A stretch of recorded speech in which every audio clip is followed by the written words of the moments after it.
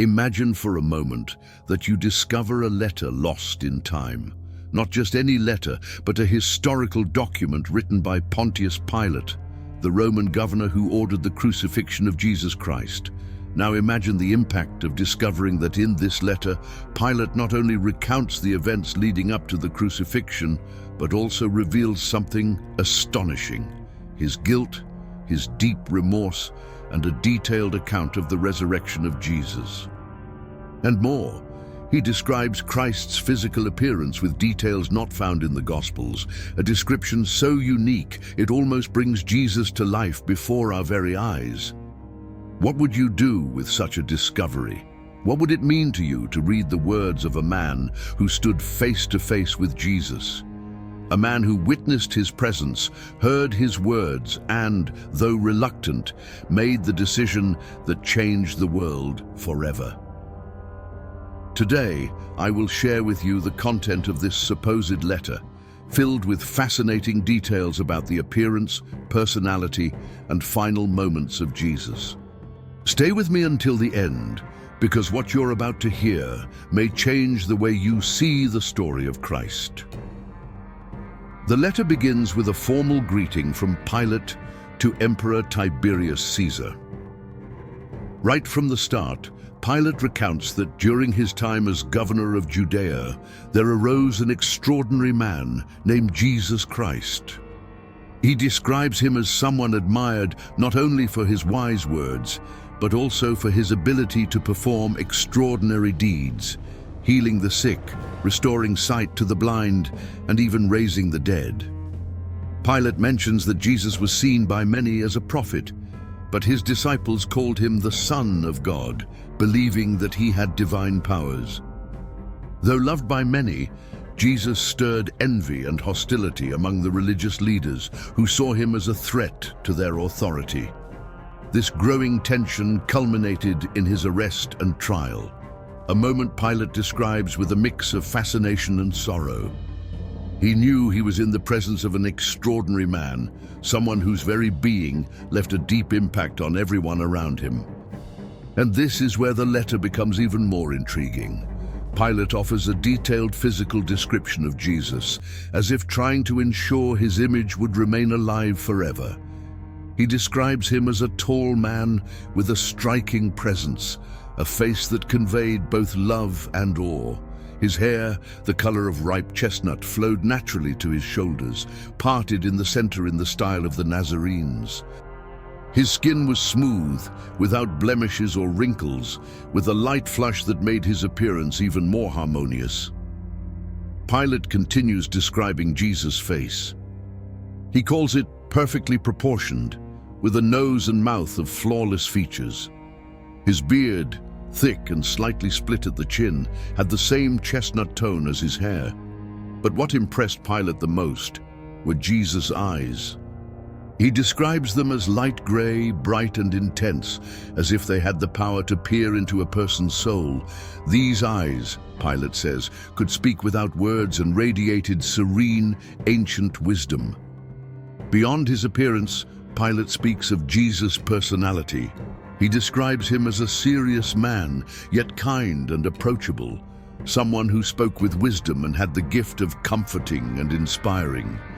Though he rarely laughed, Jesus often wept, showing his deep compassion for those around him. Pilate also mentions that Jesus carried himself with nobility and a presence that inspired both respect and admiration. He wasn't just an ordinary man. He seemed to stand above all others in grace and dignity.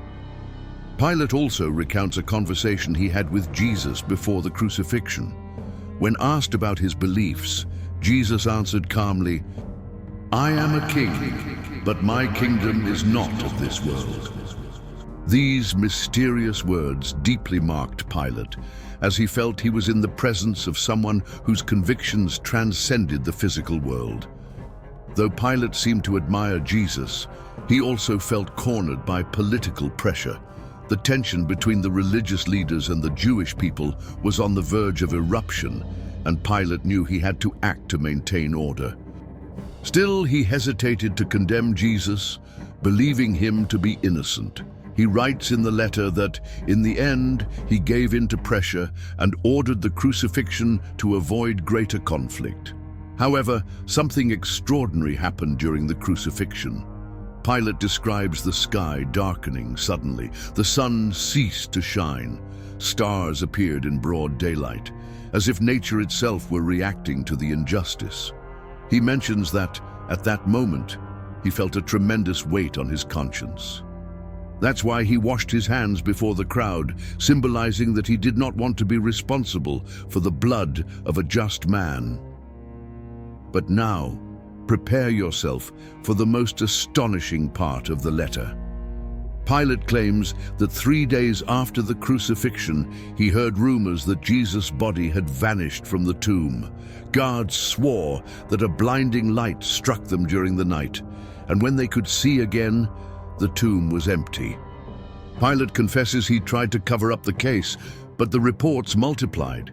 People claimed to have seen Jesus alive, walking, speaking, healing once more.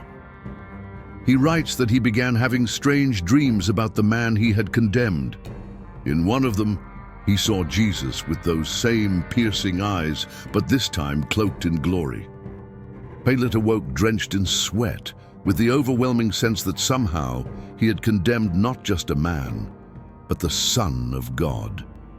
He began to wonder if all the signs, the words, and the miracles had truly been real. In a rare moment of vulnerability, Pilate writes, "If I had listened to my heart and not the crowd, perhaps I would have changed history."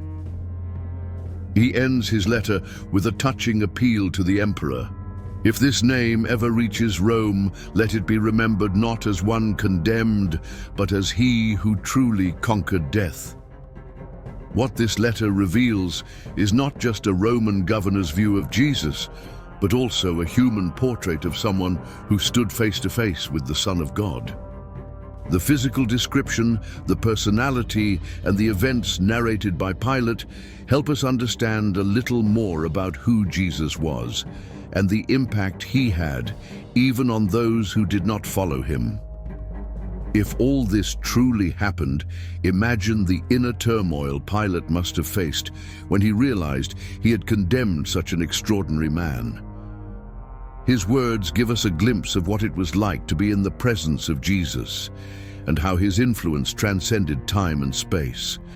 Now, I want to hear from you. What did you think of this account? How do you see the figure of Jesus after hearing this letter? Leave your comment down below. I'd love to know your opinion. And before you go, don't forget to leave a like.